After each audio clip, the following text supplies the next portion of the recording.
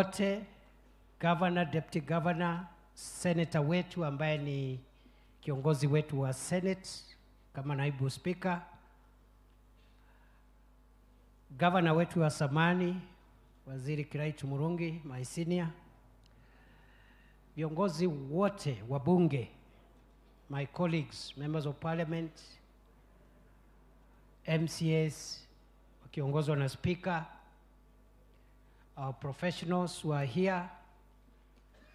Tuko na waziri wetu wa maji, tuko na PSs wetu, PS Kilemi yako hapa, PS Roslyn Njogu, tuko na PS Mugambi, tuko na other senior government officials ambaye sitataja majina yao yote. Tuko na chairpersons, directors in various parastatals, business leaders,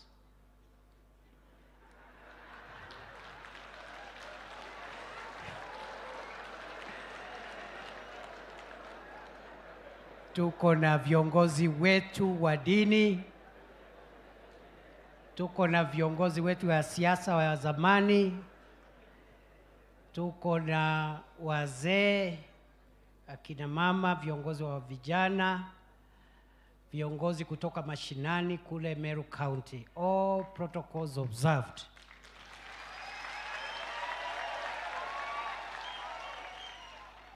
Kambu kedie kaile mugeni. Muga kaile. Wacha nichukue nafasi hii niongee nikiwa wa kwanza ili niwajulishe maana na madhumuni ya mkutano wa leo. Na kwa sababu mimi ndio nilikuwa nimeitana, uniruhusu tu nianzishe majadiliano. Si namna hiyo? Ile siku mtanialika, nyinyi ndio mtaanza. Na kwa sababu mimi ndiye nimewaalika, wacha nianze leo. Si namna hiyo? Kana mtu aweta to mwanko mwekanya kweli mbia uwetelete. So next time mkinialika, nyinyi ndio mtaanza. Lakini leo wacha nianze ili nieleze kwa nini nilikuwa request mfike leo. Niseme ya kwamba wakati nilitumana kupitia viongozi wenu,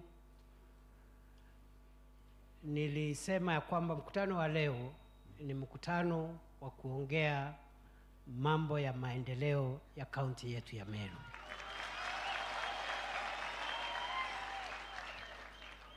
And I think that is a good place to start, that today's focus is how the national government, working with your leaders, can expedite, unlock development projects for the people of Meru County.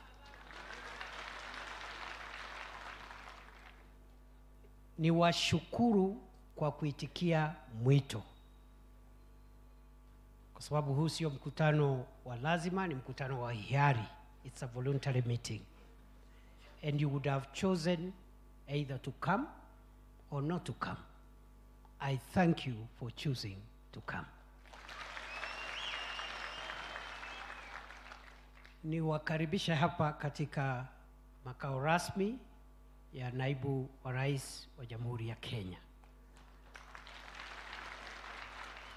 Niwaulize mjisikie nyumbani, na kwa sababu leo ni siku ya Meru County, musiwe na haraka kutoka hii mahali.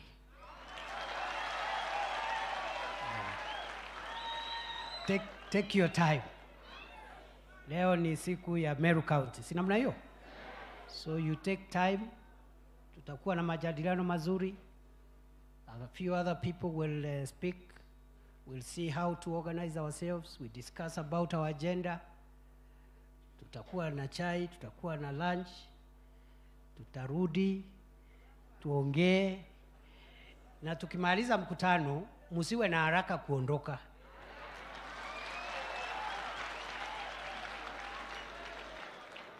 After the meeting is over, tukimaliza agenda ya maendeleo, you hang around here, walk around here, mchukue selfie.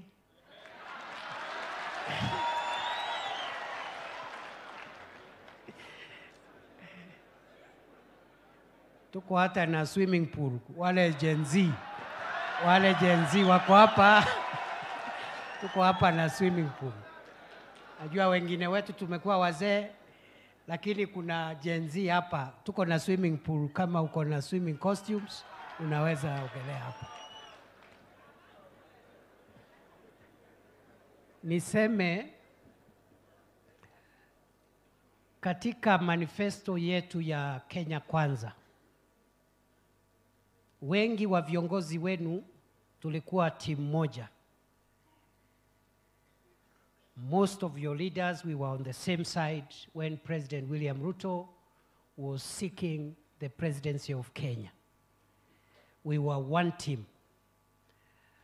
We went in every county and discussed with the communities and the leadership and the people of each county to agree on the priorities for that county if William Ruto would be elected as president.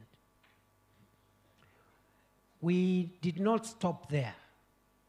Once we agreed on those priorities, we wrote those priorities down into county economic charters, which the president signed on behalf of our party as a commitment of the things he will give priority when he becomes president under his administration. Na kwa sababu mimi ndio nilikuwa naongoza ile team ilikuwa inaandika manifesto, I am very clear in my mind yale makubaliano tuliandikiana ambao tutapea priority ya kimaendeleo katika counties zote 47.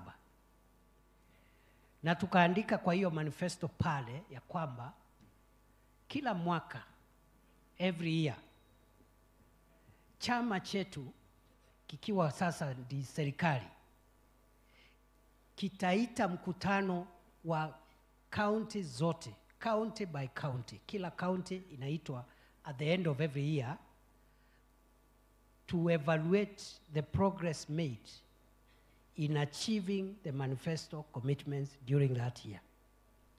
Every year for 5 years. And the role of convening follow-up and manifesto implementation programs was assigned to the deputy party leader who would then become the deputy president. Kwa manifesto tukasema moja ya kazi za naibu wa rais itakuwa kuzingatia kila mwaka kaunti zote 47 kuhakikisha kwamba yale mambo serikali imesema itafanya, kama imefanya, imefika wapi, ni nini imefanyika, nini bado haijafanyika, kwa nini haijafanyika, na ieleze viongozi na wananchi what government is doing. Unfortunately, tulichelewa kidogo, hatujafanya hiyo kazi since 2022. So tumeanza saa hii kufanya hiyo kazi.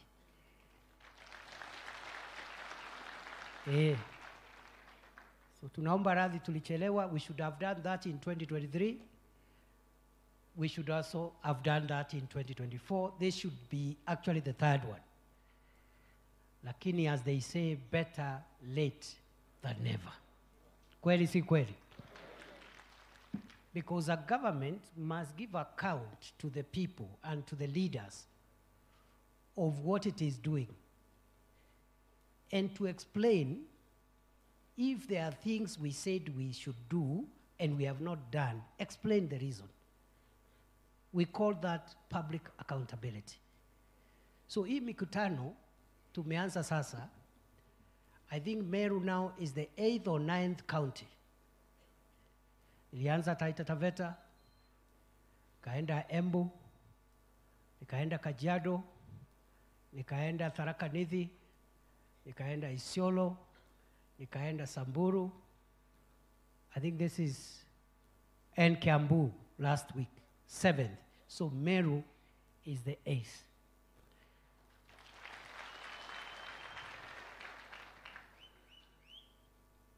I have 39 other forums like this in the next 60 days, because we must close this agenda for this year. So, hii mkutano tunafanya leo ni mkutano ya naibu wa rais kwa niaba ya rais na kwa niaba ya serikali kueleza watu ya Meru County ile hatua serikali imepiga na ile mipango ya kimaendeleo tuko nayo kati ya sasa na mwaka wa 2027, when the first term of President Ruto will come to an end. So going forward, tuko na miaka ingine miwili.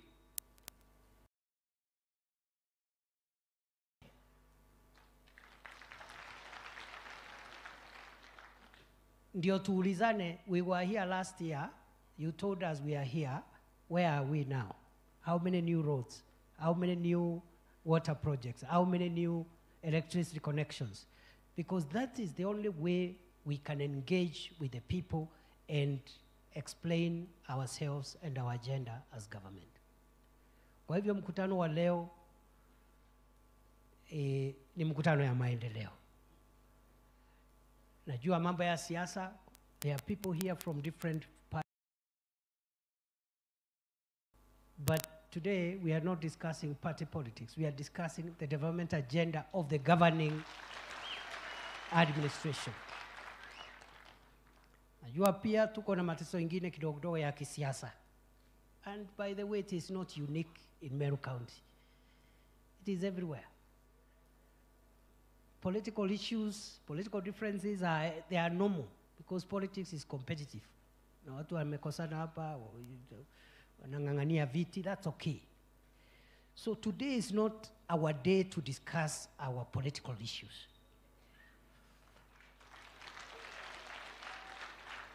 Kwa sababu, if we mix the agenda we are discussing today with our political differences, our people will lose.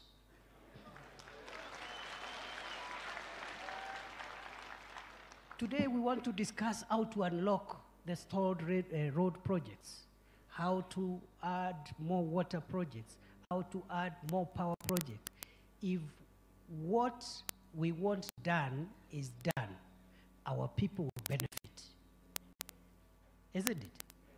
In between, they will choose somebody to be a governor, another one to be a senator, another one to be an MP, but that is a political process. It must be separated.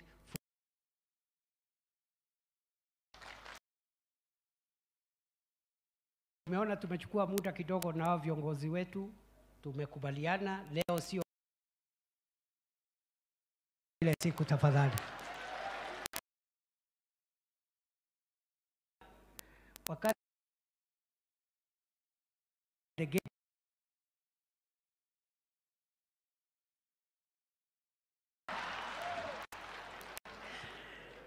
because it will be terrible for the people of Meru County requested the people watu yetu hawatatusamea. They will never forgive us, isn't it? So leo mtaniruhusu sio ile siku, and unajua shida sio hawa viongozi, shida ni supporters. Ndio wanachochea ndio wanawaambia mheshimiwa lazima sijui useme, lazima uonekane. So today amkubaliani na mimi? Amkubaliani na mimi? The problem of every politician, me included, is my supporters. Hao ndio shida ile kubwa. Hao ndio wanakuchochea, lazima uonyesha misuli, abana. But in the process, if you are a leader and you allow to to be excited by your followers, you lose the focus. You lose the focus. And the eyes of the people are on you because you are the leader. You must lead. So mimi nimeshukuru. We have agreed that today, let us focus on development ya watu yetu. We will have another opportunity many times to discuss many other things.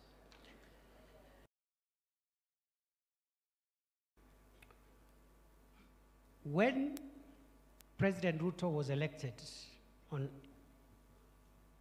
and sworn in on 13th of September 2022, the economy of Kenya was in very bad shape.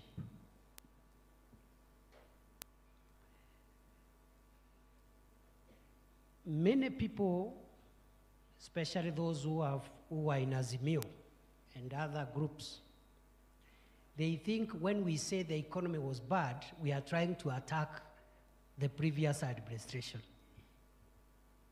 It is not true.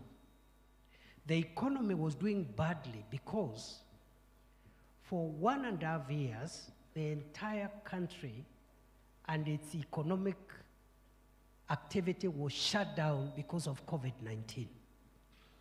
That is what destroyed our economy. Ile COVID, kwa sababu tulifungiwa kwa nyumba mwaka na nusu, karibu miaka miwili. Si ni kweli? Hakuna biashara inaendelea. There is no business. Hotels were closed. Transportation came to a halt. Nobody is working. So there is no productivity. So that is what destroyed our economy. By the time President Ruto was taking over, 1 shilling was exchanging at 165, 167 to the dollar. And it was losing value every day. Food prices were increasing every day. Unga hii ya ugali, 2 kilos ilikuwa 250, 260, 240. And if food prices are high, that's a major political and economic crisis. That's why our friends in Azimio were doing those demonstrations about unga. Because food, if people cannot get food at affordable prices, it becomes a political and economic issue. For the last 2 years, President Ruto has worked extremely hard to turn around the fundamentals of macroeconomic stability, in the sense that the broad economic variables that influence the cost of living, which were going haywire, are moderated today and they are under control.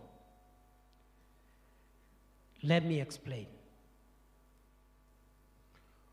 Unajua mtu akitoka pale Nkobo ama pale Maua ama Betunguu ama Charia ama Kerua, atauliza sasa mambo ya dola inahusu mimi nini? How does the dollar or the strength of the shilling, what is the connection between the strength of the shilling and myself?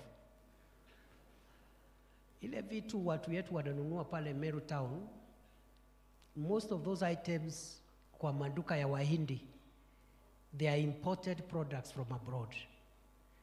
The people who import those products import them using foreign exchange, mainly the dollar. If the shilling is weak, the person bringing those items will use more Kenya shillings to import 1 container. And therefore the price of those items to our people will be very high. If the shilling is strong, to import 1 container, you'll need less shillings per dollar, the prices will be moderated. That is the connection between the common mwananchi and the strength of the currency. If the shilling is strong, the shilling will have more purchasing power, and the products that come, that are required in our household will cost less. Today, the shilling, which was exchanging at 167 against the dollar is at 127, 128. Today, the price of unga, 2 kilos, which was 230, 240, 250, 260, is somewhere between 100, 110, 120. Today, the inflation, the escalation of prices of essential commodities, which was at 9.6% monthly, is now 3%, 2.9, 2.7%. Interest rates for our business people. Najua ule mtu ako na kabiashara kake somewhere hapo Meru, ameajiri watu 3, 4. They need affordable credit to expand their micro or small business so that they can employ a few more people. Interest rates were very high. You have seen today interest rates in the commercial banks have started coming down. All those interventions, reducing interest rates, reducing inflation, strengthening the shilling, reducing food prices, has not happened by guesswork. It has happened by hard work of President Ruto and his administration. Very painful decisions we had to make. So the revenue we were collecting, we were applying it to stabilize food prices, to stabilize fuel prices. Remember, fuel prices had gone up to 217 a liter. And today now it is in the region of 165, 167. So that is what has taken our 2 years. Heavy lifting, hard decisions. And today, what remains now for the remainder of the term, 2.5 years now, is now to build on that strong foundation of a strong macroeconomic performance to roll out programs and projects that will easily now increase the amount of money in the pocket of the individual. Hiyo ndio biashara tumebaki nayo. Si tulisema pesa mfukoni. But you cannot have programs for increasing household incomes when inflation is escalating, when the shilling, the currency is weakening, when interest rates are high, when food prices are high. Therefore, most of the money went into subsidized fertilizer. And today, for the first time in 16 years, Kenya will not import even 1 bag of maize. When we came into office in 2022, we had to give permits for importing 10 million bags of maize. The second year, the amount of imports went down to around 7 million. This year, we will import 0 bags of maize.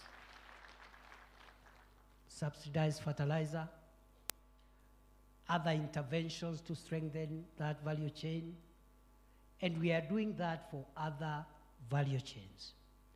So that is what has occupied us for the last 2 years. But you see, we didn't have this forum to explain to the people what we are doing. And that's why government was getting the bashing it was getting. And some other characters who are opposed to this administration who are busy poisoning the public, telling them this government is doing nothing. Because unless you handle macroeconomic factors, it's like building a house. You must first dig the foundation, and then you start building upwards. So those interventions were necessary. It is unlikely that fuel prices will increase again in the near future. It is very unlikely. Small adjustments, but nothing to worry about. Today, we are not going to import sugar. If we imported the sugar, it will be less than 100 metric tons, 100,000 metric tons, because our consumption is about 1 million metric tons, and we have now produced over 900 metric tons. The gap is very small. For the first time in 22 years, Kenya will not import sugar. And you've seen the rating agencies, which are run by foreign governments. They have been very hostile. They have never rated Kenya positively for the last 15 years. For the first time, they said the economy of Kenya is looking upwards. 2 months ago. Actually, 1 month ago. So that is what we've been doing. Going forward, we must now add money to the pockets of Kenyans. How? How? What are the priorities?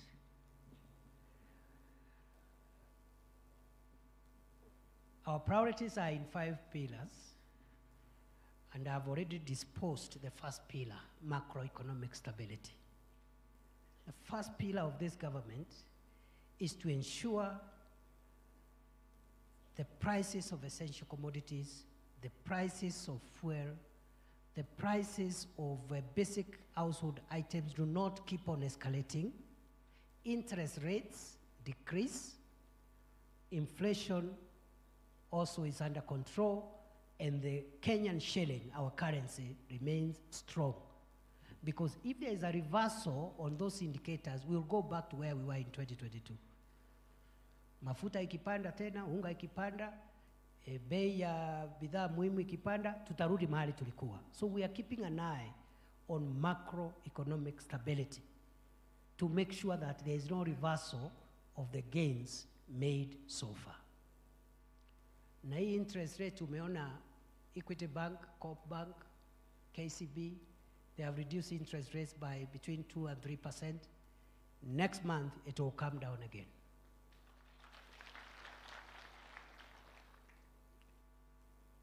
The central bank, this interest rate is controlled by the central bank lending rates. Banks were not lending businesses money because government was borrowing that money. Now we are not borrowing that money.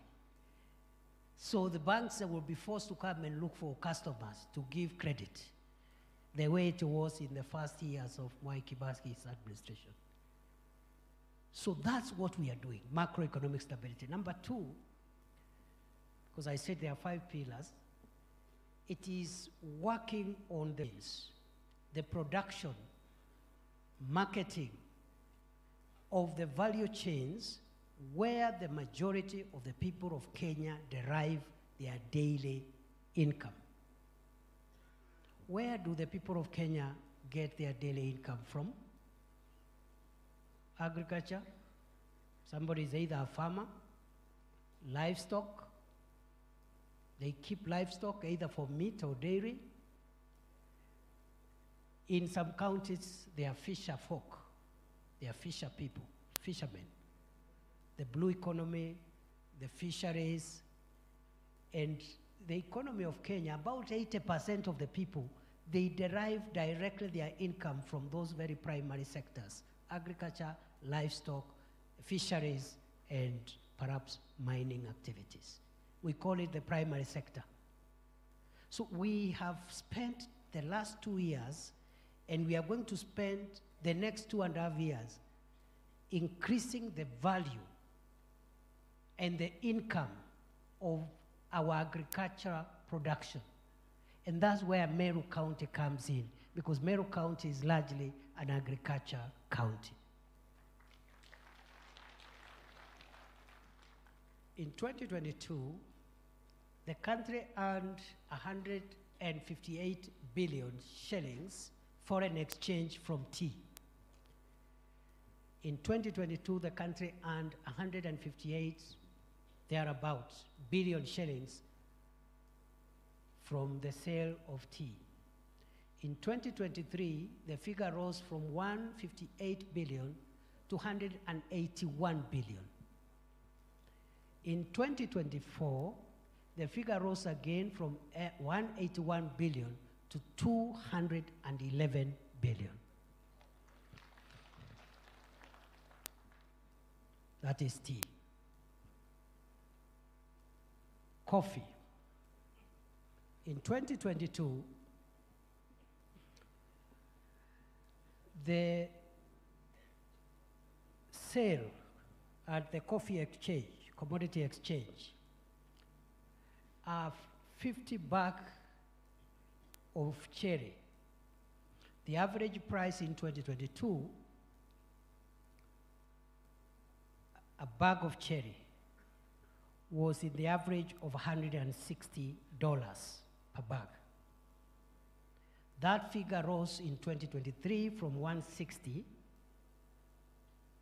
to 180, not 160, 180.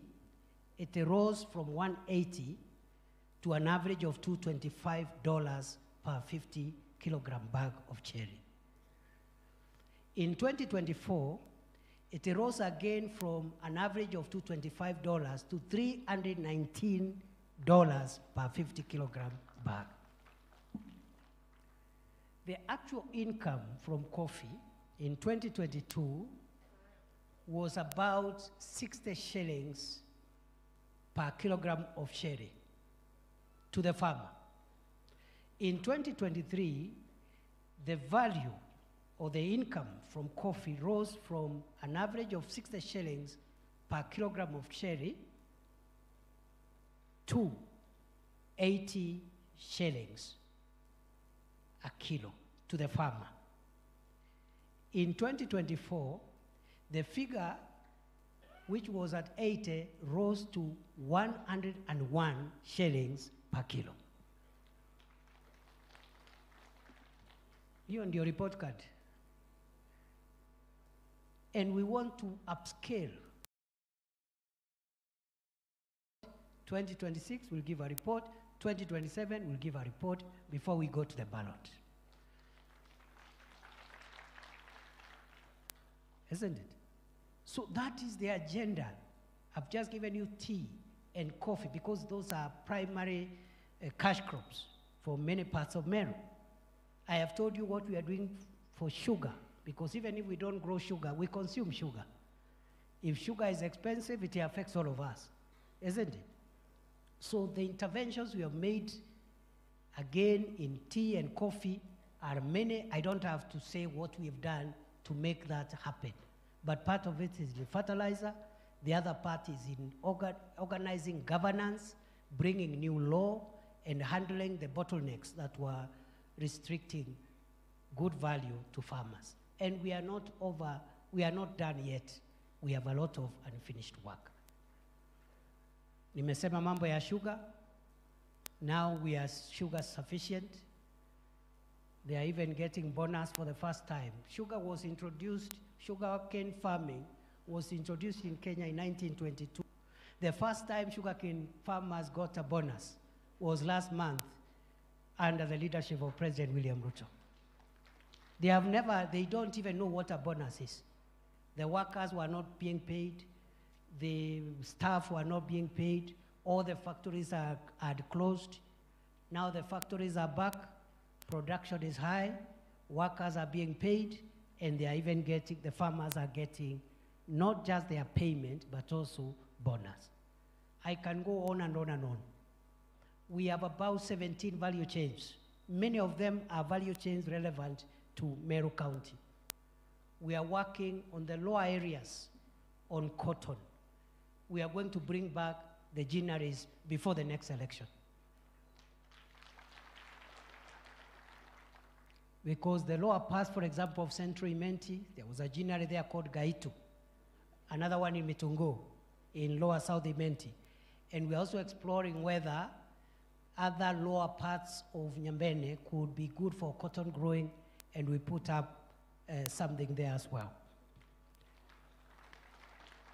We are working on so many other value chains. I don't have the time to tell you all the agricultural value chains. I will tell you how we will do follow-up, because this meeting is not enough for me to elaborate all the interventions. We are working on sunflower, we are working on cotton, we are working on edible oil crops like avocado, macadamia, the nuts, all those value chains, tea, coffee, potatoes, and everything else in between. And I am following crop by crop, crop by crop, crop by crop. That is my business as Deputy President of Kenya. Not just for Meru County, but for all the counties of Kenya. Sijamaliza. Si bei imeongezeka last week. Si bei serikali imegazeti new prices last week. Si waziri, huyu waziri wetu hapa, si hiyo kazi mimi ndio nimefanya? Ama ulisema nani alifanya? Uliwaambia? Uliwaambia mimi ndio niliamurisha waziri wa kilimo wafanye hiyo kazi? Uliwaambia nilikuwa nimeamurishwa na William Ruto? Wanajua? You know, sometimes you don't say it. There is no way a minister of William Ruto can gazette without the permission of the president. Na amri ilitoka kwa mtu ya mkono ya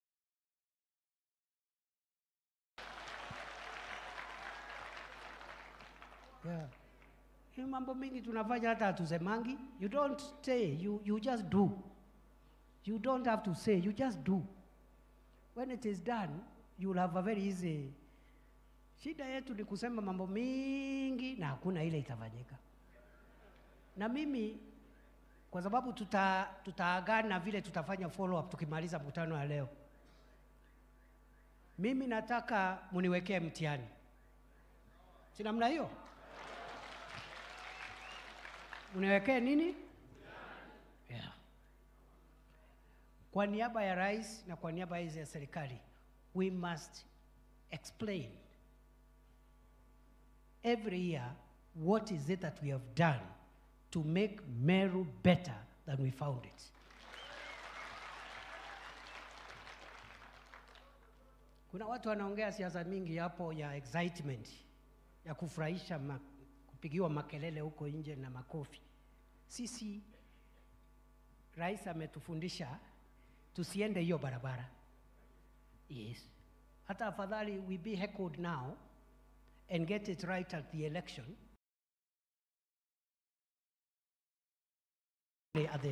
at the ballot. So we are very focused. Na unajua hii kazi ya maendeleo is boring work. It's not exciting. Raia wanapenda excitement, sarakasi, vipindi, drama. Transformation work is costly, is expensive.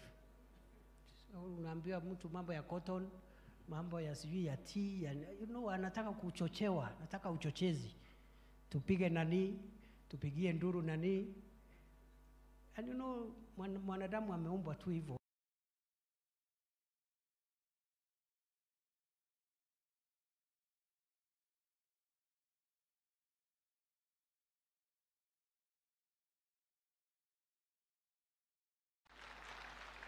Very simple.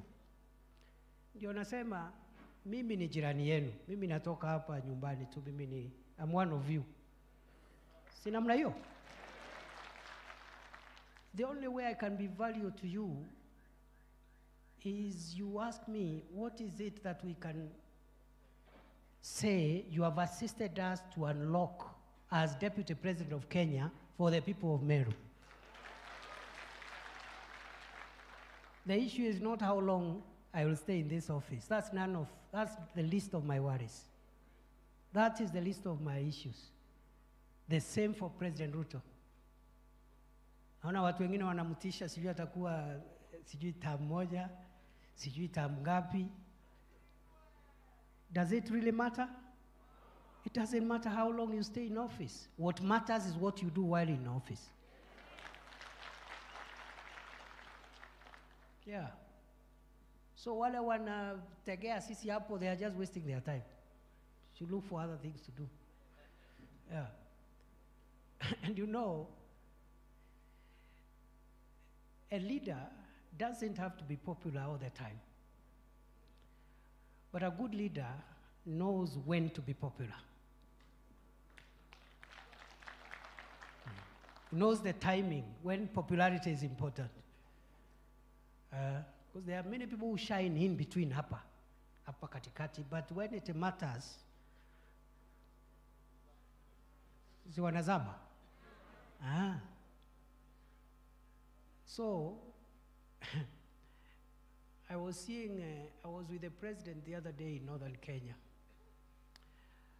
I saw some people making a lot of fun about the long road he was explaining.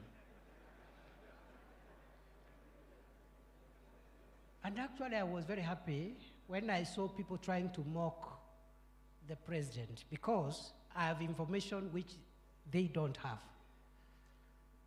That road is going to be constructed. Yeah. The people saying that, they don't know. This government is going to construct a road from Isiolo to Mandera in the next 2.5 years. There are 11 contractors on the ground as we speak, each with a stretch of about 100+ kilometers. Some sections, 40%, 50% is already tarmacked. But because the person making just ako kwa simu hapo, ajui Samata ni wapi, ajui Kotulo ni wapi, ajui sijui ni wapi. So anafanya mzaha, and you know, when 2027 comes and we go to account, we will use that road from Isiolo to Mandera. That's how you open that part of the country. So msiwe na wasiwasi. Msiwe na wasiwasi. Msiwe na wasiwasi. Niona wengine wananifundisha kazi. Unajua kaa hivi, deputy president anakaanga hivi.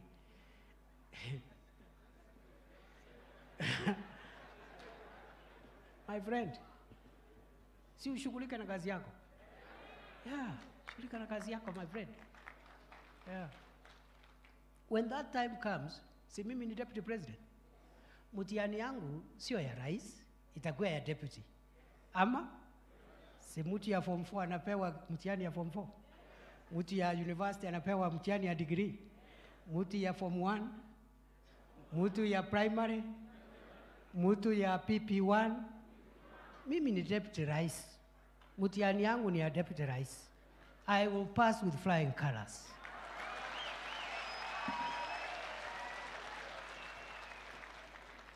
Nitapita ile A star. Kwa hiyo level, kwa hiyo kiwango. Because kazi ya naibu wa rais ni kusaidia rais, sio kupigana na rais. That is not the job description.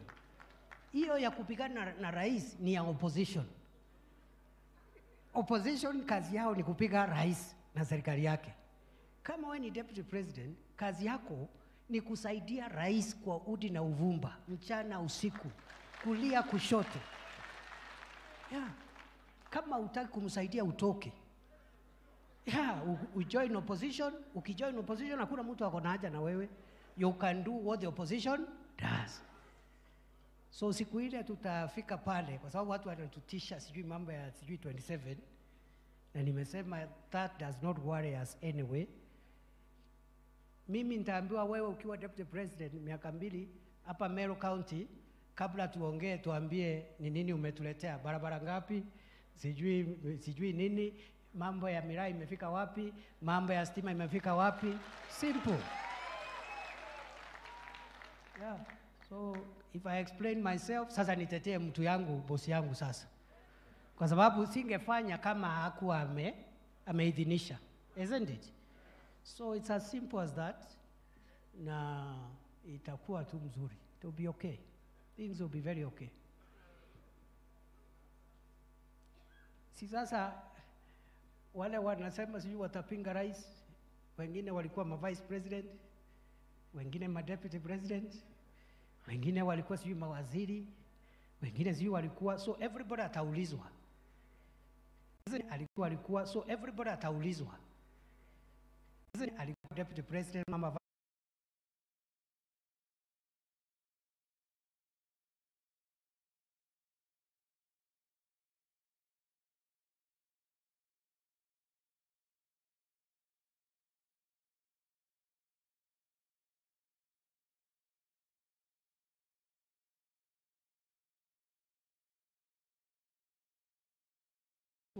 the people you represent get something and of value from this administration. Siwe na waziwazi. So mambo ya miraa ni hivyo, mambo ya maziwa. That is the last example. I said we can't give all the examples. When we went campaigning, Mheshimiwa Mutunga was reminding me earlier on when we had the leaders meeting. When we were campaigning,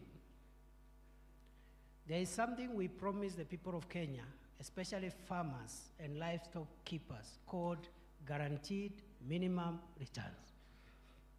We are tracking progress on the achievement of the GMRs. Ya maziwa, we had set it at how much? At 50. We found it at 33. We are already at 50. In fact, we want to surpass. We want to surpass our own target. So, value change is the second pillar. In agriculture, livestock, mining, fisheries, and blue economy. In every part of the country, we have interventions we are making. This will bring more money to the pockets of Kenyans. That is the target. Maziwa bei ikiwa juu, mkulima anapata bei zaidi. The same with tea, coffee, cotton, sunflower, macadamia, miraa, and all these other crops. The third pillar of interventions is providing the support infrastructure that will make the value chains generate wealth and incomes for the people of Kenya. What is the support infrastructure? Roads, electricity, ICT connectivity because of e-commerce, water, industries. And that's why we are doing the county aggregation and industrial parks in every county. Dignified markets where people can do business in an ordinary way. So this infrastructure of roads, electricity, water, ICT, special economic zones, county aggregation and industrial parks, and so forth, and markets, we are on top of things. God has been gracious. The economy has recovered. We now have money. And I want to announce, we will revive the stalled road projects in Meru County. So leo, hakuna haja hata muniambie sijui senti kunene, kwenda Miamponi, sijui ingine. Those roads, natembea nazo zikiwa hapa. Okay? They will be revived. They will be revived. Now, tafadhali, tuambiane ukweli. These roads were begun in President Uhuru's time, isn't it? Lakini ile kisirani iko is as if it is William Ruto who started these roads and stalled them. These roads were begun in 2015, 2016, and they stalled even in the first term of Uhuru Kenyatta. Na hakuna mtu alipigia Uhuru Kenyatta makelele. Tuambiane ukweli. Yeah, tuambiane ukweli. Some of them, like zile kule Tharaka Nithi, I'm the one when I was Senate Majority Leader who launched most of them. The others, President Uhuru came himself with his deputy. The inter-county ones, like hii ya Gea Kimiomponi, tulifanya na Daudi. tulitumwa na Uhuru Kenyatta tukafanya na Daudi ile ya kuteremkia hapo kushikanisha Tharaka na sehemu hii ya Imenti North. Lakini ile kelele rais anapigiwa is as if those roads were started yesterday and they stopped. Wewe umesikia Uhuru Kenyatta anapigiwa makelele Meru? Kwa nini? He was president for 10 years. Yeah, the second time hata Meru, the entire 5 years. But we still our leader, there is no problem. We are not blaming him. But why are you blaming President Ruto? And we are accounting for, we are saying this is what we are doing and this is what we are doing, and you can see some of the effects of our efforts are bearing fruits. Why don't you give us time? It's not fair. We will revive the stalled road projects. Na hiyo ni kazi yangu. Sio ndio mtihani moja? Sio ndio mtihani moja? Basi Mungu ametujalia, maadui wetu walikuwa wametutegea hapo kwa barabara. Lakini sasa tumepata pesa. Tuko na pesa. Because where the money was going to stabilize those macroeconomic things, it's not necessary now. Tuko na pesa ya kutosha ya kurevive stalled road projects. Na tumesema before we start new ones, let us complete the old ones first.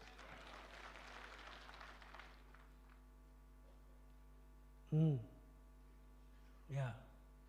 So nitawaambia how we'll unlock that. We have money for stima, last mile connectivity. We have about 36 billion already, and another 12 billion itakuwa inaingia this Thursday. So we are good. Mambo ya last mile tuko sawa. We have money for markets. We are constructing the KIPES. And I want to commend the Meru County Aggregation and Industrial Park is one of the best in terms of completion. It is nearly 70%. Meru, Migori, ndio iko karibu na completion. Zingine iko 5%, zingine iko 0%. Some have not even broken ground. We want every county to have an aggregation and industrial park as a way of spurring value addition, more money to the pockets of traders and business people, and as a way also of creating jobs for our young people. Tuendelee tusiendelee? Sio ndio agenda ya serikali? So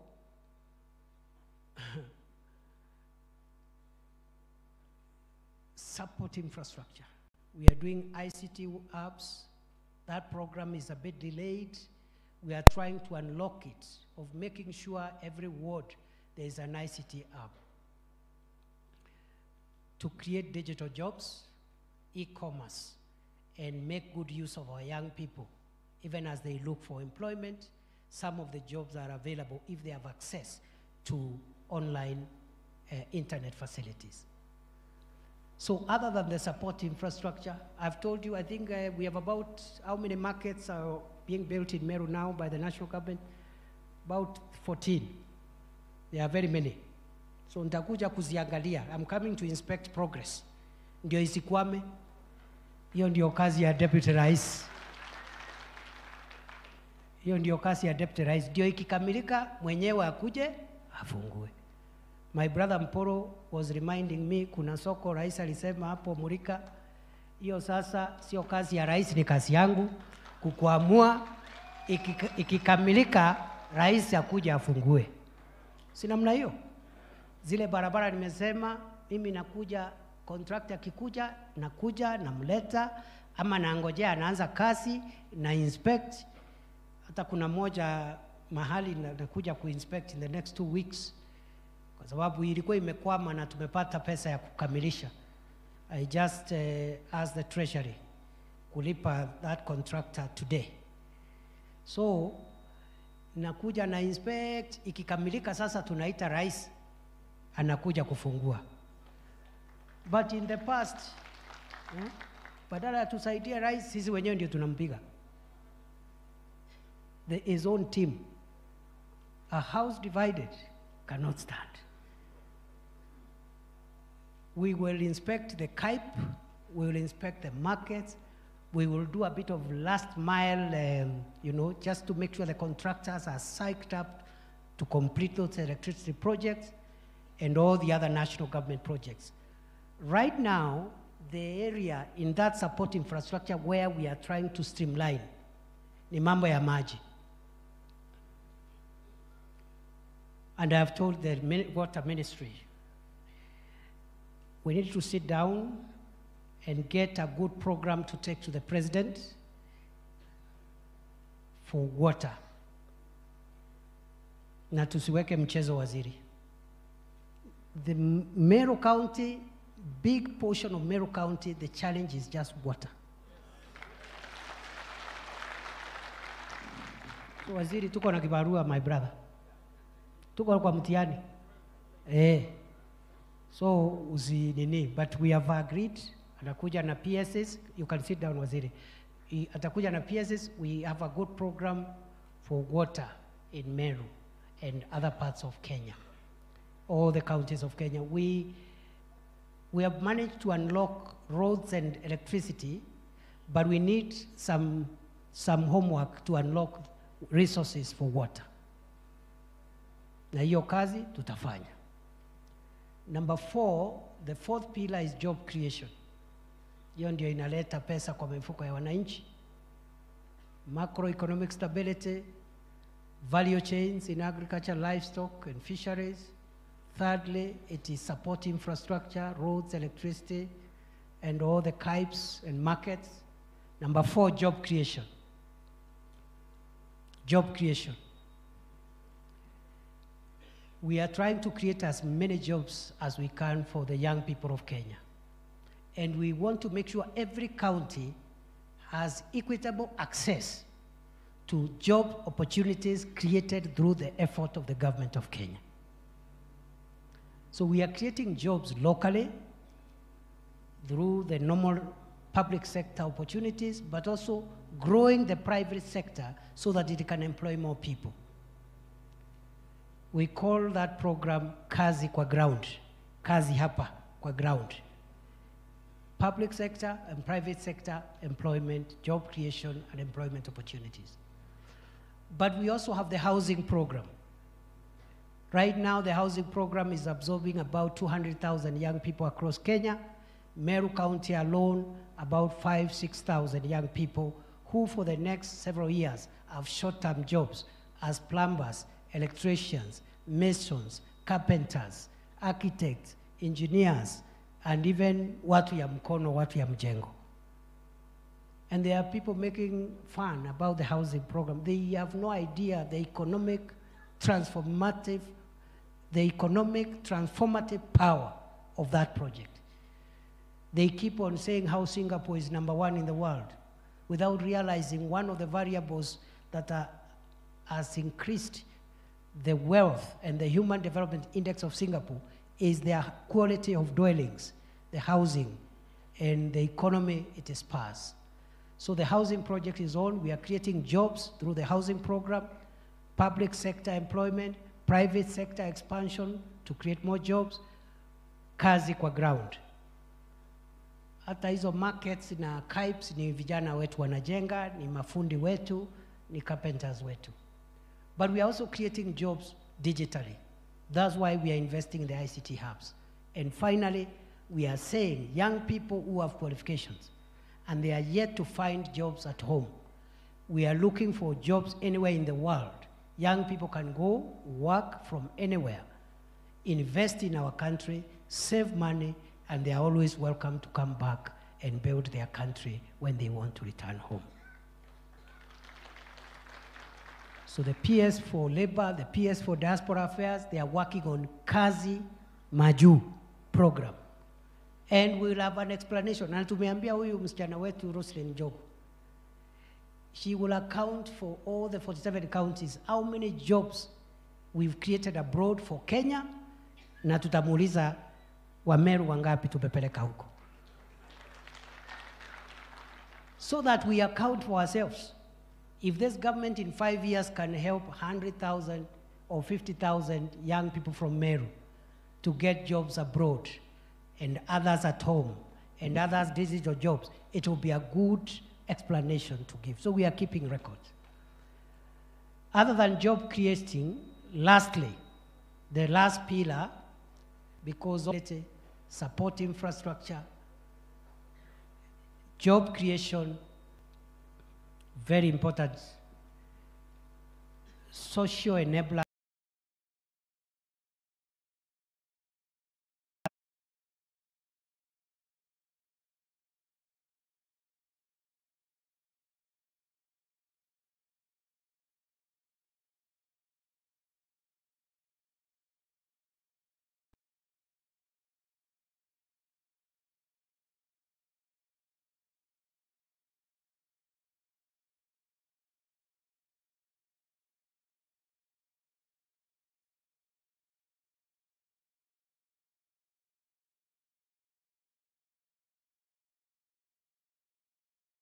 Education.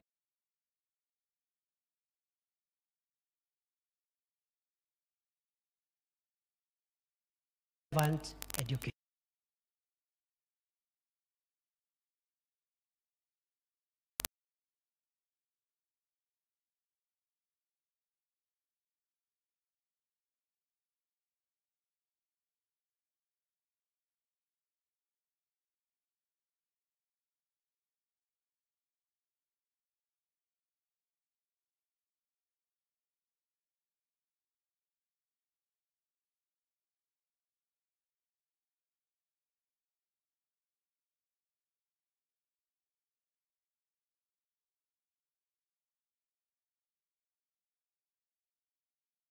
Which is private.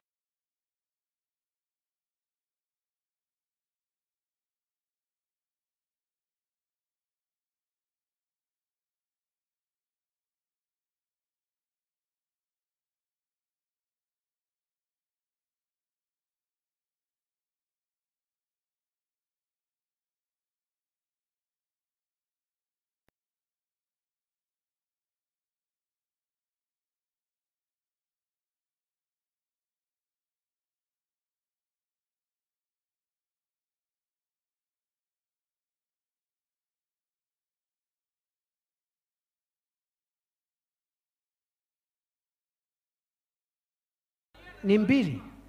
There is Mariene and Marimba. There is no problem. Hata ikiwa tano ni sawa. Don't worry. Don't worry. Sasa ile mtihani niko nayo ni kuenda kukuamua hizo vitu. Si namna hiyo. We have other projects that are broad, which we are trying to see how we can influence. One of them is the dualing of the hii barabara yetu. We need to dual our road, isn't it? Yeah. Kuna pia mambo ya Isiolo Airport runway kwa sababu ya biashara yetu pale. There's other projects like the Metongo airstrip which can help us. Yeah? So musiwe na wasiwasi. Musiwe na wasiwasi. I'm going to give you a framework of how we will follow all these things together and make sure that I use this office to unlock and expedite our projects. Wale wengine wananifundisha kazi ingine ya naibu wa rais, mimi sijui kazi ingine. Kazi ni hiyo. That is the work I know. That is how I can be beneficial to President William Ruto and this administration. Niseme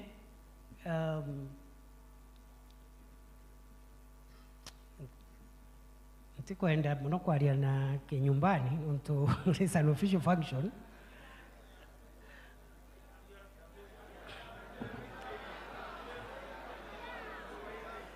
Wacha tu niseme hivi. You know, once you say that, you even arouse curiosity. People will want interpretation. But let me say this. You know, we are here to discuss the development of Meru County. I know I come from that area, But that is part of Kenya, isn't it? It's part of Kenya. Yeah. Yeah, it deserves development. It's part of Kenya. The fact that the deputy president was born there is not an issue. It's not a problem. Because other leaders were also born somewhere else. There's no problem. Yeah? So, kuna watu wanafikiri sijui tunaogopa kusema mahali tumezaliwa.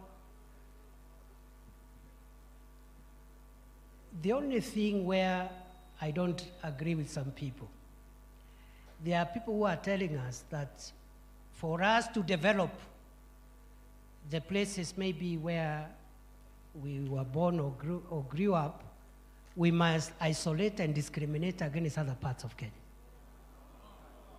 Is that the route you want Kenya to take? So I am Deputy President of Kenya. I will support the development of every part, every county of Kenya, including Meru County, including Tharaka Nithi County. Si namna hiyo? It's as simple as that. And you know, some of the big development projects we saw during the time of the late Mzee Kibaki, during the time of President Uhuru, you've seen some good development projects in many parts of Kenya, including our region. See, Thika Superhighway ilifanywa na Mzee Kibaki. Akaturahisishia safari between Nairobi and Keno. But he also did other mega projects in Western, in Nyanza, in Coast. But he also did one for the central region, including ourselves. Because our journey now is shorter, and even if we have to draw from, we will take it from Makutano, kuipeleka pane ya Embu, isn't it? But these things, President Kibaki did without any tribalism. Hakuna hata siku alisema vile anapenda Wakikuyu. Hakuna hata siku moja. Hata ungeenda kwa Kibaki, ukiwa umetoka hii region yetu, uanze kuongea Kikuyu, Kibaki would have slapped you or asked that you leave. But he did many things that profited the people of the region where he came from, without climbing trees to announce how he loves the people.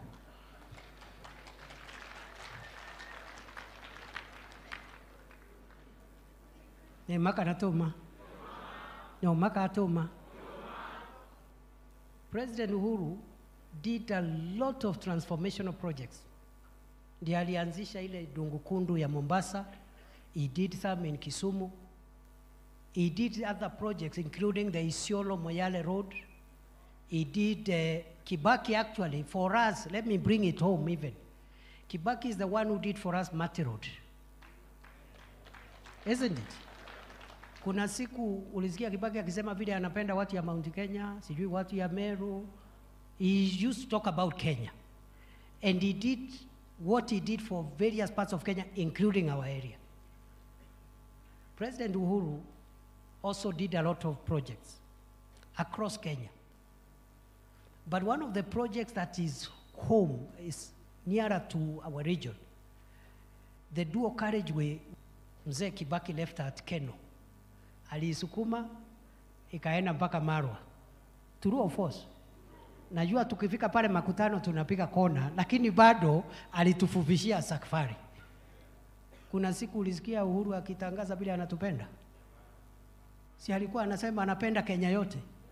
Na alifanya that in other parts of the country. So hii ukabila, mtu asikudanganye ati ndio uonekane wewe ni maarufu, unaenda kupiga kelele ya ukabila na uko na nafasi ya uongozi katika taifa. It is wrong. It is unconstitutional. Sijui kama tunaelewana? Yeah, that is the ideological differences we are having with some of our colleagues. Because they want us to shout, oh, I'm doing this, I come from here. But today, Wameru wanaishi kila mahali ya Kenya. So if you develop everywhere, you are also supporting our people there. Wakati nilikuwa minister wa security, I spent a lot of time in some of the hotspots. I came to Meru North severally. I may not have come much to the other parts of the county because the security challenges were less. I spent time in North Rift. I spent times in Lamu. Ukienda pale Lamu, half of that county ni wa Meru, wa Kikuyu, wa Tharaka. They're the ones who live there. So ukipeleka siasa ya chuki, you are endangering the peaceful coexistence of the people to be speaking for who live in those kind of areas. Ndio uliona kuna siku mimi nitakuja hapa kusimama kuongea mambo ya ukabila ati niwaambie vile nawapenda.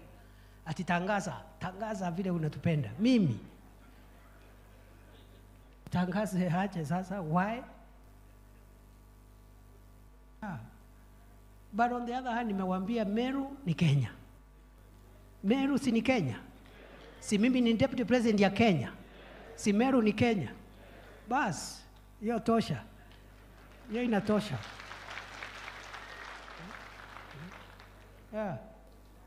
Ati sijui nini. Now, I wish the people who want to sell tribalism to us could ask what they did with their possessions when they... Na ikifika, hiyo ndio itakuwa, that will be the contest. Contest ikifika itakuwa, wewe toa nini yako, na wewe toa achievement yako. That's all. Mtu atajaribu kuongea kosa ya kusema. Yeah, so we are good. Musiwe na wasiwasi. Mimi nitakuja mashinani because we need to unlock some things before the president comes. Hatutaki rais akuje to inspect projects which we are not sure there is enough funding, the project will be completed. We want to spare the president from doing a lot of routine things or from announcing something which he has not been briefed properly that it has an end-to-end solution. And that's the problem we have been having. And my colleagues who are in government, ministers, PSs, sometimes we are the ones who embarrassing the president by inviting him to an event, and you know very well you are not sure that project is end-to-end funded. So wacha sisi tusukumane na hii kitu. Afadhali mimi ni inspect kitu, ikikwama mimi nipate hiyo embarrassment. But by the time the president comes, anakuja kufungua either a complete project, or if he is inspecting, we are very sure there is an end-to-end solution for that project. Tuondolee rais watu hapa kumkejeli na mambo kidogo tu ya upuzi, and part of it is just us. Sasa tuko hapa na wakubwa, ma-PSs wako hapa, tuko na CS hapa, tuko hata huyu jirani yenu huyu Dr. Kanga, ile mambo mnasukuma hapo ya National Park. Huyu ndiye mkubwa ya National Park, we Kanga. Resolve that ya Meru National Park hapo. Si tinikwambia hivyo. Keti, you don't even need me. Tafuta viongozi wa Meru, what the county government wants done, so that Meru National Park brings some revenue and what have you to the local, to the county government.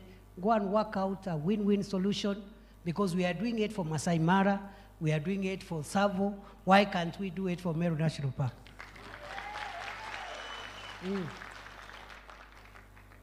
So, mimi niachie hapo, niwaambie it's true what our brother said is true.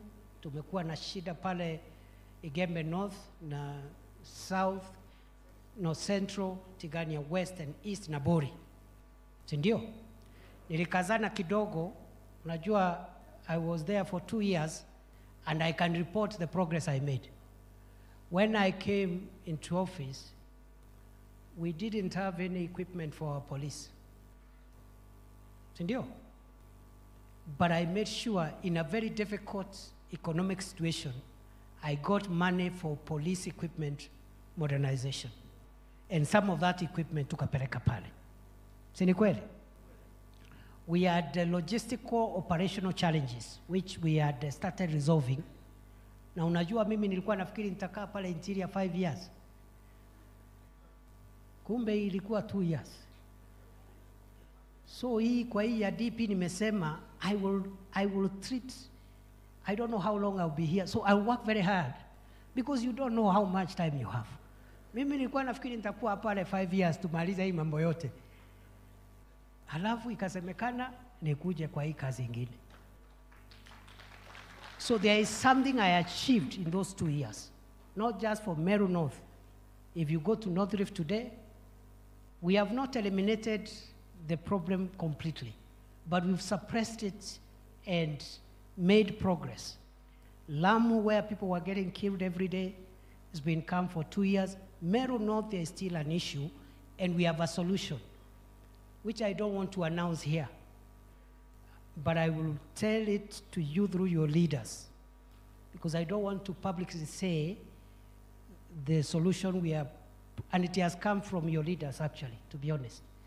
So we have a solution of creating a buffer zone in that area to make it impossible for cattle thieves to penetrate and come to our region. But because it's a sensitive security matter, I don't want to announce it here.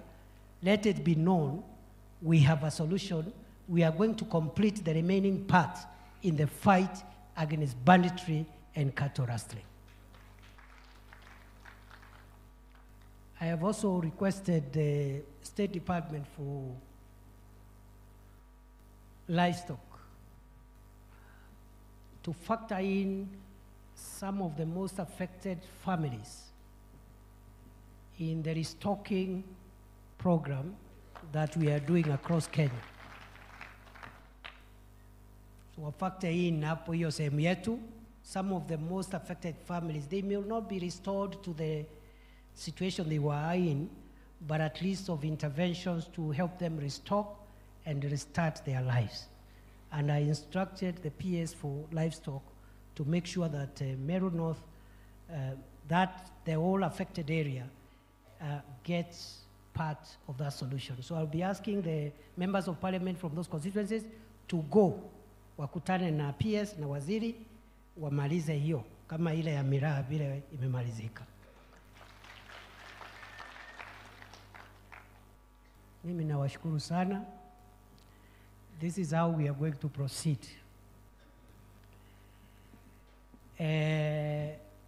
You have heard what we are doing in different sectors and pillars, what we have done and what we are doing generally. And I have already told you the only place we have some work to do is the water issue. Hiyo maji ngojea a few other months, I will report progress on water. Waziri knows what I have told him. Lakini stima tuko sawa, barabara tuko sawa.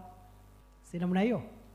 We are also farming up our value chains ya miraa, tea, coffee, cotton, hapo tuko sawa. So vile tutafanya, from here we are going to break into constituencies, the 9 constituencies. We have enough space here. Niliwaambia leo hakuna haraka, leo ni siku ya Wameru. Sina mna hiyo? So every constituency na mbunge wenu mukae mahali fulani. Mukubaliane, museme naibu wa rais amesema we are doing markets, KIPES, we are doing roads, but kwa barabara amesema the stored project. For us as a constituency, we want to request that once the stored projects are addressed in future, this is our priority new road, ile ambayo tutaweka kwa program ya huko mbele. Sina mna hiyo?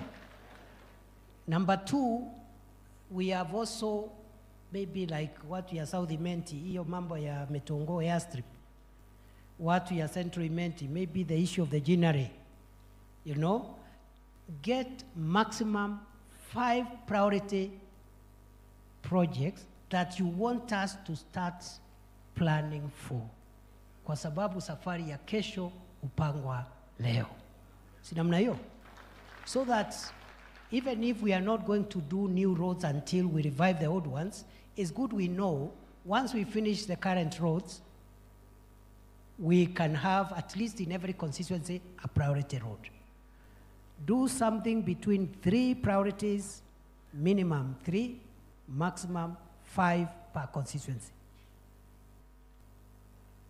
That break will take 30 minutes.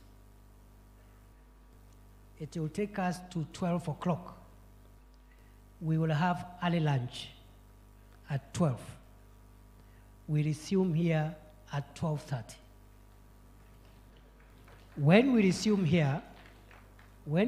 here, every constituency to decide the priorities. And when you bring those priorities, you can decide either you give me in written form, ama mtu moja kwa niaba ya constituency asimame aseme, we have consulted as a constituency, this is our priority road, this is our priority project for future, aketi. Hakuna salamu, hakuna protocol, hakuna kwaheri. Na tuelewane please, eh? You know, I'm spending 4, 5, 6 hours with you today so that we help each other unlock the development agenda of our county. Si namna hiyo? Sio ati sikuwa na mikutano mingine. So please, do not hijack this meeting for any other reason. So ule kama ni mbunge ataseme mwenyewe ama mtu mwingine ikubalike, na isikuwe mtu anakuja kusoma hizo resolutions hapa ni mtu wako na vita na viongozi, anapigana na viongozi kila siku. Because today is not the day for that.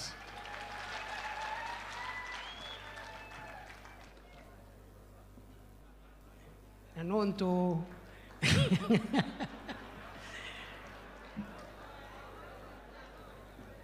nonto ndwenu na ibombije. Tunamna hiyo? Ndwenu na ibombije properly. The person who comes, just come. Don't greet us. Just let me read the agreed priorities. Ukimaliza, and I'm the one who will moderate that process.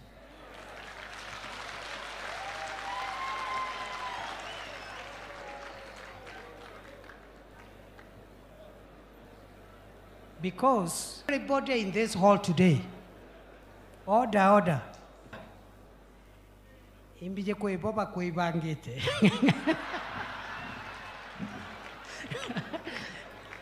No, we want to make maximum use of this meeting. And everybody today in this tent is my guest. It's not your guest. When you call, will come as your guest, you will treat us the way you want. So please, you cannot come here and use my platform to attack any of my guests. Because you are also my guest. Because you are also my guest. Sinamna hiyo? Yeah. But as soon as we finish, tukitoka, you can now, waroke wabak, no yokia madokana hapo kuidete, boka yokia madaga, boka choka ndoene. Tuende na hiyo barabara? Tuende na hiyo barabara? Because this is a very important meeting. We cannot trivialize it. None of us is permitted to trivialize this meeting, including myself. Including myself. I cannot misuse this meeting. Sinamna hiyo? So, kuna watu hapa nikiwaangalia walikuwa na plan kidogo. Lakini ni sawa, there is no problem. There will be a day for that. So once the presentations end, we will take resolutions. This meeting must have resolutions. Sindio? So we'll take resolutions of the meeting. after we take resolutions, nitawaambia vile tutaambiana kwa heri, but we will recognize all the leaders present. We will recognize all of them. All of them, we will recognize all of them. Na kama kuna mtu ametuma apology, tuambiwe so that we record the apology.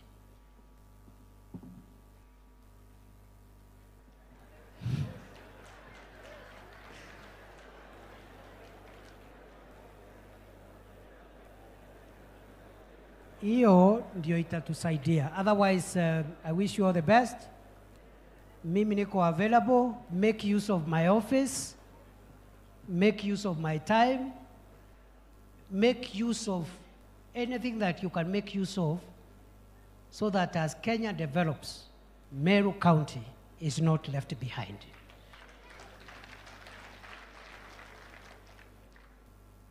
And because munanijua, if you misuse the platform, we will embarrass you. And we don't want to go there. If you misuse the platform, tutakuembarrass. We don't want to go there. So, alafu baadaye, we will discuss the way forward. Going forward, I have said every year, tutakuwa na kikao kama hiki. But in between, we need a smaller group. And I don't know whether I will ask for ideas, how we get a smaller group, which I can be giving an appointment every 90 days. Okay? Of what we have achieved in between. If it's a bit difficult, because I know, because kuna siasa mahali, I will find a way of reporting back directly. Nitakuja hapo, niitane hapo Mwendanto ama Kinoru, niseme this is where we are, lakini kuna annual review at the end of the year. I'll find a way of reporting back, but I would like ideas during the break. If we can have a small team, non-political, and please don't try me, musinijaribu. Ukileta utoto, nitapita na wewe. Yeah. Yeah. I am a man on a mission. Yeah, I know what this country and this administration is expected to achieve, and we don't have time. Mimi mwenyewe sileti personal issues. Kwa nini uniletee personal issues zako? Yeah. So if there is a way we can have a smaller committee of people who are not here to discuss another leader, that is not the agenda. Maybe you can have a professional, maybe the PSAs who are from the region can be part of it, some other one or two people. The elected leaders, there is very little you can do to somebody who is in office. If somebody is a member of parliament or an MCA, until they are removed through a vote or whatever, we'll have to manage so that we move forward. So, mutani advise hapo mwisho, we'll need a resolution on a 90-day reporting mechanism for me, because I don't want to wait until the end of the year. I need to report progress along the way. Tuendelee namna hiyo? Tuendelee tusiendelee? Tuendelee tusiendelee? Mutaunga mkono serikali ya kitaifa ili kuinua mambo ya maendeleo katika kaunti ya Meru? Are you sure? Kuna watu wanaandika kwa mitandao ati kuna watu pale Meru hawataki anything from the national government. Wanasema wanangojea kuna serikali nyingine itakuja uko mbele. After 3 years, they are waiting for that government. Mumeamua hivyo? Ati tukae, hatutaki barabara, hatutaki chochote, mpaka tungojee serikali nyingine? Are you sure? Kuna watu wanatu advise hivyo. wanasema hii tungoje, hii serikali tungoje, kuna serikali nyingine inakuja. Nasikia iko na Kalonzo, iko na Wajakoya, iko sijui na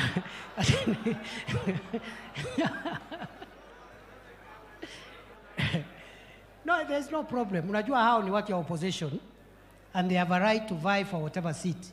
Hakuna mtu ako na problem. Lakini unajua wakati Kalonzo atakuja pale Meru, nitamwambia wewe Kalonzo, my brother, umekuwa vice president 5 years. Toa development track record yako ya Meru County ukiwa vice president, na mimi nitoe yangu. Mimi nitoe yangu ya miaka 2.5. Yako ya miaka 5, yangu ya 2, yangu ya 2.5. Kwisha. Because he was in a position of influence. Isn't it? Alikuwa katika hii ofisi. Sio mwaka mmoja, sio miwili, 5 years. Yeah. Yes.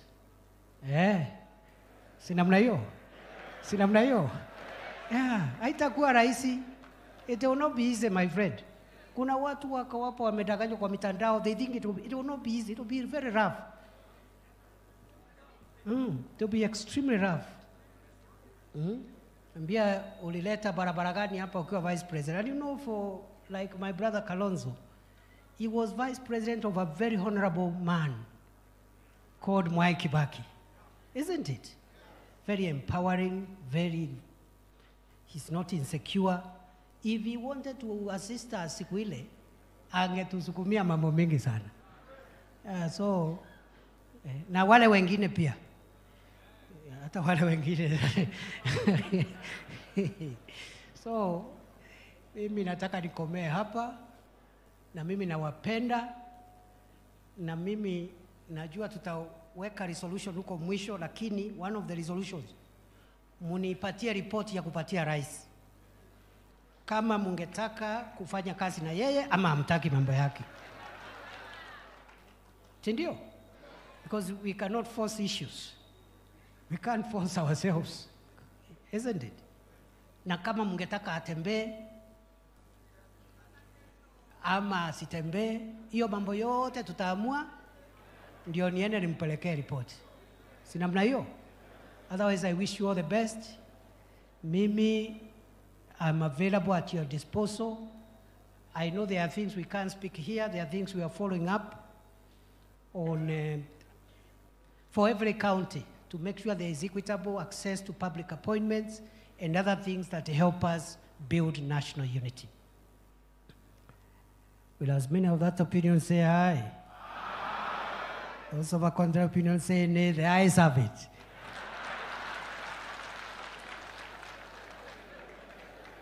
Let us take a break. We resume at 12:45 after lunch. But first, do 20 minutes consultations on the 5 priorities. When we resume at 12:45, we start reporting from minute number 1. Asante sana. God bless you. God bless Meru.